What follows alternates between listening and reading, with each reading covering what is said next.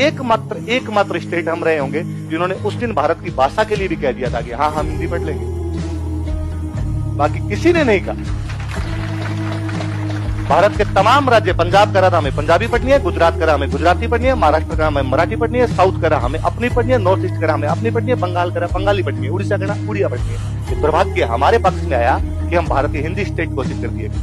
नई शिक्षा नीति आई और नई शिक्षा नीति के अंदर कहा गया कि भारत के तमाम बच्चे 5वीं तक अपनी मातृभाषा के अंदर पढ़ेंगे। मुझे बड़ा रोना आ रहा था कि उसमें मातृभाषा के नाम पर हमारी मातृभाषा हिंदी लिखी हुई है, हमारी नहीं है।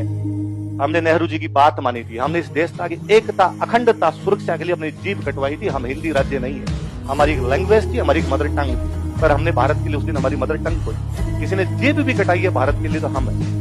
मुझे आज बड़ा प्राउड फील होता है कि मैं इधर चूरू का रहने वाला हूँ। मैं चूरू सीकर झुंझुनू के जिस किसी गांव से गुजरता हूँ, 99 के युद्ध में एकमात्र कोई ऐसा कोई गांव नहीं होगा जहां का शहीद नहीं, पूरा झुंझुनू और सीकर भरा पड़ा है। मैं कभी जोधपुर के शेरगढ़ की तरफ निकल जाता हूँ, गांव के अंदर शहीद होंगे। और ये तमाम राजस्थान की स्थिति है। हम आज भी, हमारा सिंगल आदमी कभी नहीं कहता कि हमें भारत से लगा, और 100 प्रॉब्लम होगी हमारे यहाँ पर, हमने कभी इस बात को लेकर समझौता नहीं। अच्छा, लोग कई बार और कहते हैं कि यार ये जहाँ प्रॉब्लम चलती है ना, जैसे कश्मीर में प्रॉब्लम चलती है कि वहां पे मुस्लिम मेजोरिटी है, मुस्लिम्स रहते हैं इसलिए वहां पर प्रॉब्लम हो गई, या पंजाब के अंदर चलती है तो वहां पे सिख मेजोरिटी है, थोड़े अलग धर्म के लोग रहते हैं इसलिए प्रॉब्लम हो गई। मैं कहता हूँ हमारे 4 जिले इस बाउंड्री के ऊपर आते हैं बड़े तौर पे। गंगानगर आता है, बीकानेर आता है, बाड़मेर आता है, जैसलमेर आता है। पूरी बाउंड्री मुसलमानों और सिखों से भरी पड़ी है, तो भी नहीं।